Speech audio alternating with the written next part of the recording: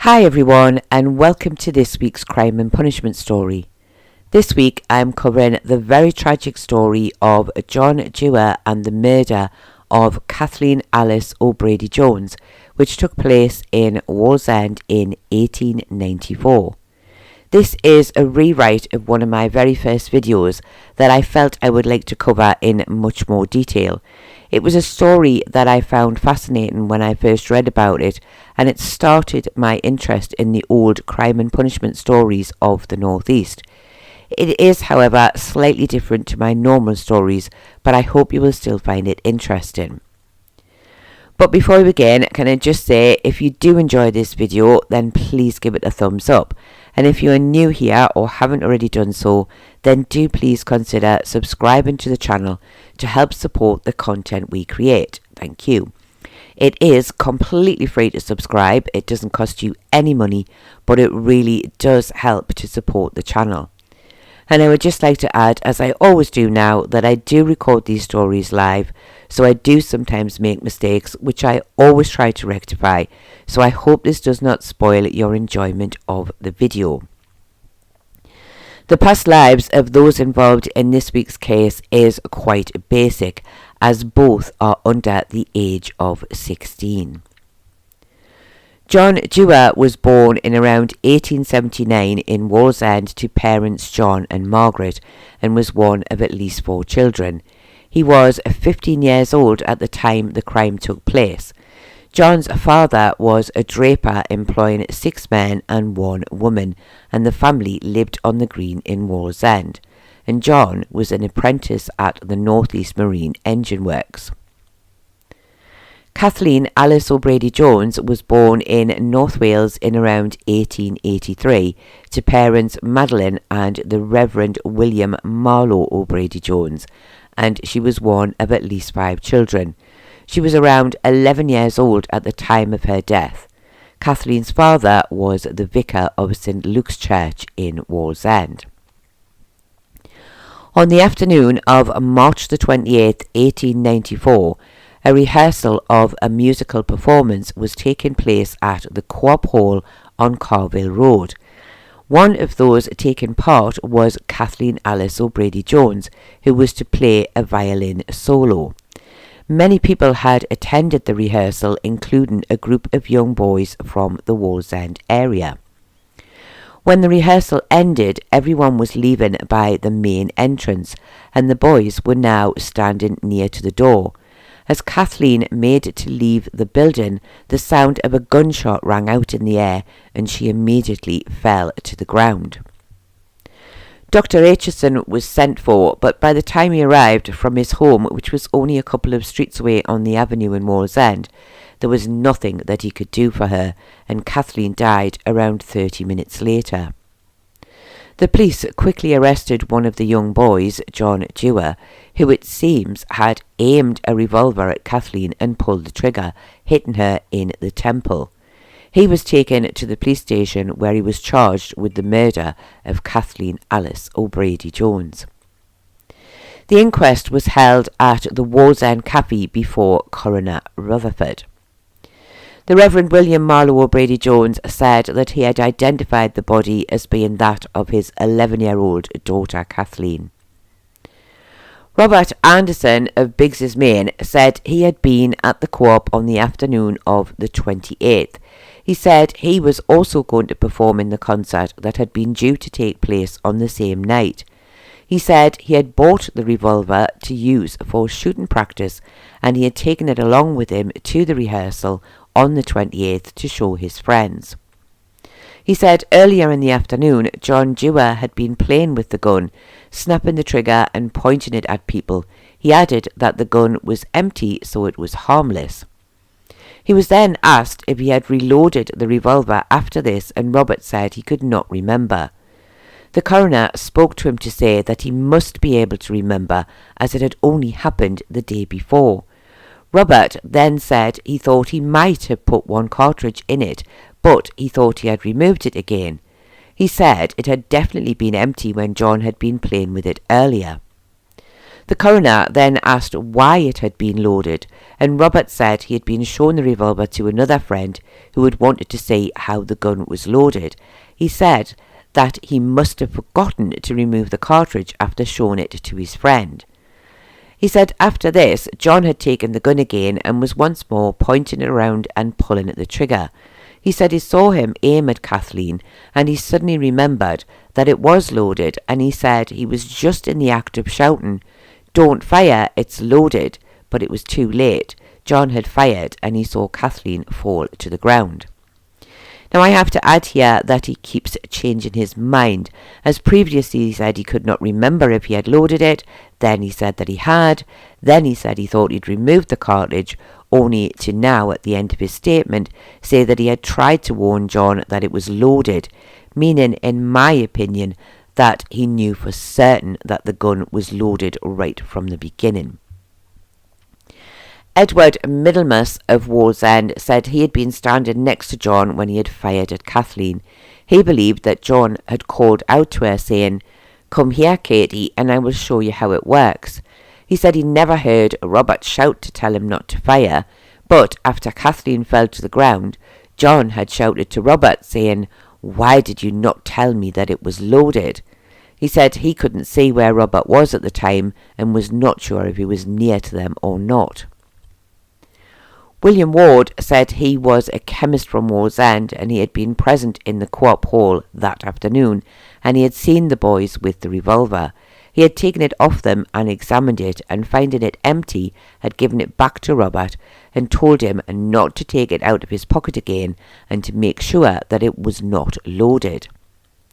At this point, Robert was recalled and in answer to a question from the coroner, stated that he did not think that he had loaded the gun after Mr. Ward had examined it.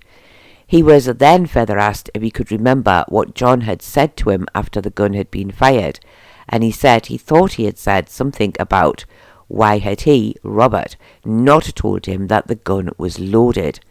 The coroner then added that this was a very important statement, showing that John had not been aware that the revolver was loaded. Dr. Aitchison of Wallsend said he had been called to the co-op hall just before 5 p.m. When he arrived, he found Kathleen lying on the floor close to the door of the building. She was still breathing, but the wound to her head was so bad he knew that nothing could be done for her. She was unconscious and died around 30 minutes after his arrival. He said he had also performed the post-mortem on the body of Kathleen O'Brady Jones, and it was his professional opinion that she had died due to blood loss from the wound to her temple. Although I could not find any details of any police officers given evidence at the inquest, it is known that after Kathleen's death, John was arrested and taken into custody, and that the revolver was examined at the police station and a spent cartridge was found in one of the chambers. The others were empty. The coroner spoke to the jury, making reference to the statement from Robert that John had not known the revolver was loaded. He asked them to consider carefully if this was manslaughter or accidental death. The jury retired for a short time before returning the verdict that death had been purely accidental, and the coroner said he fully agreed with their verdict.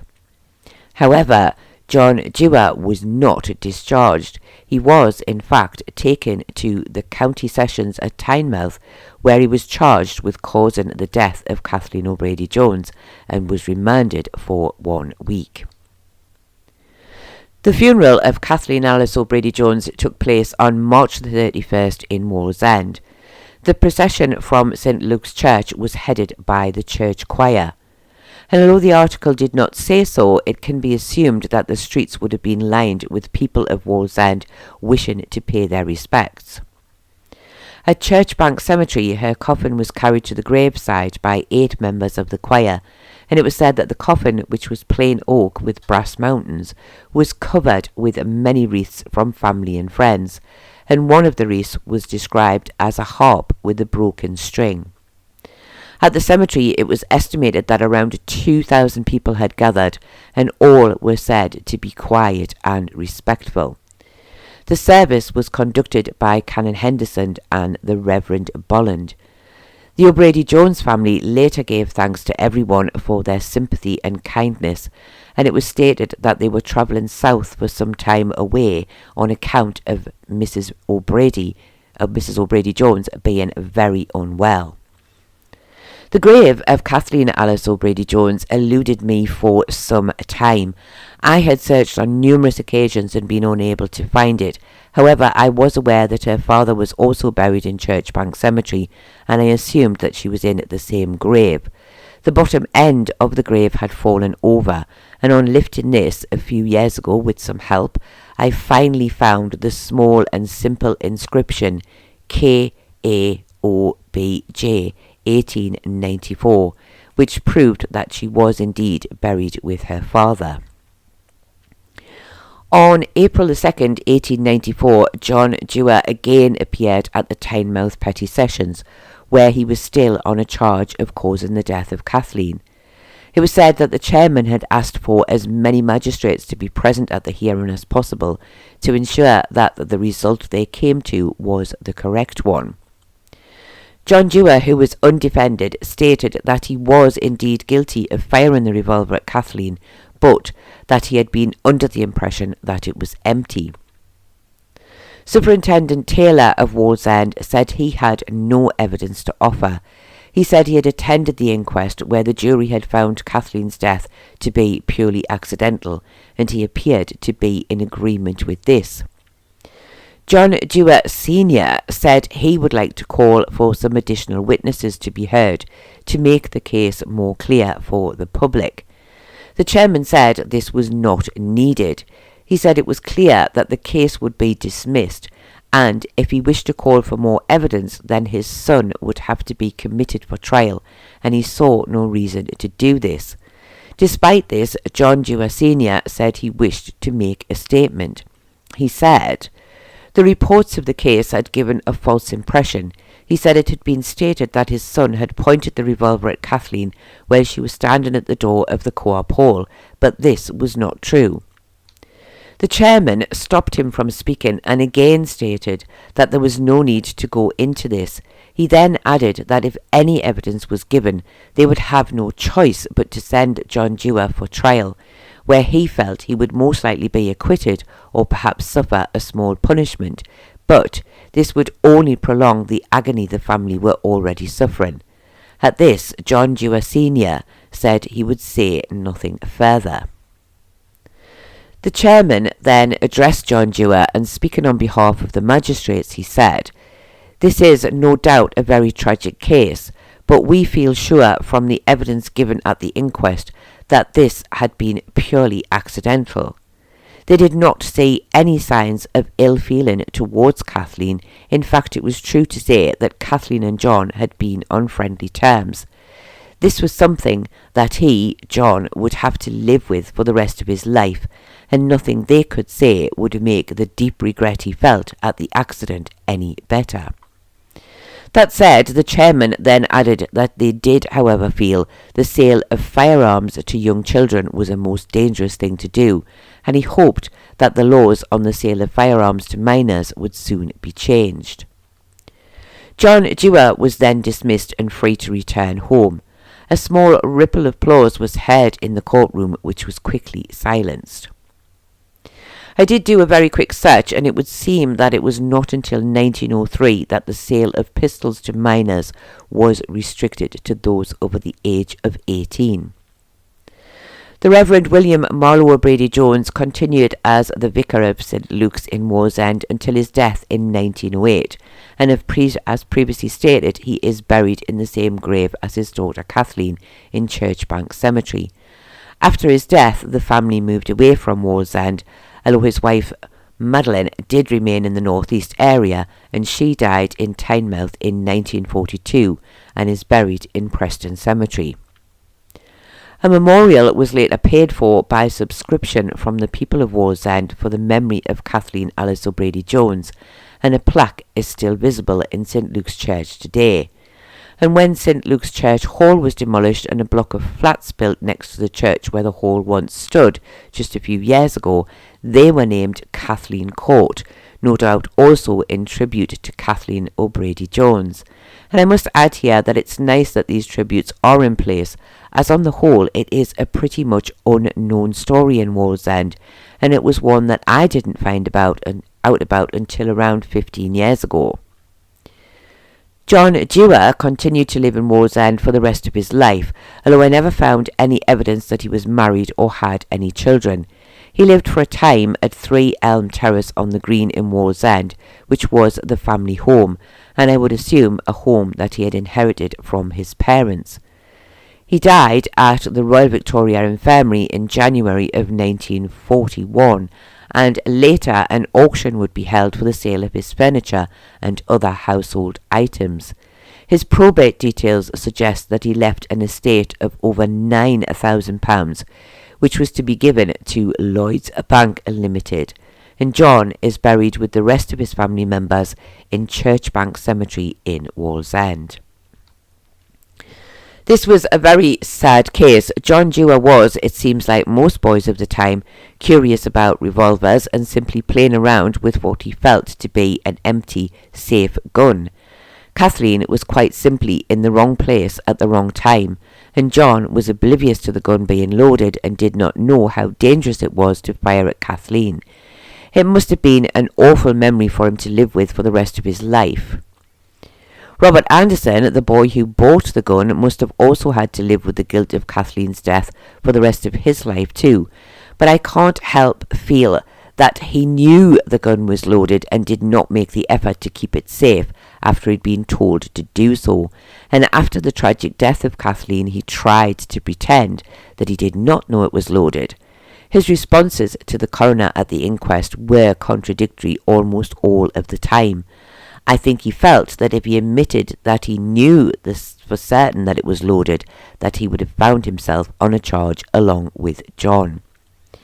In this case, I have to say that I do agree with the verdict at the inquest. This was a tragic accident, and I do agree with the magistrates at the later hearing that the correct thing to do was to discharge John Dewar.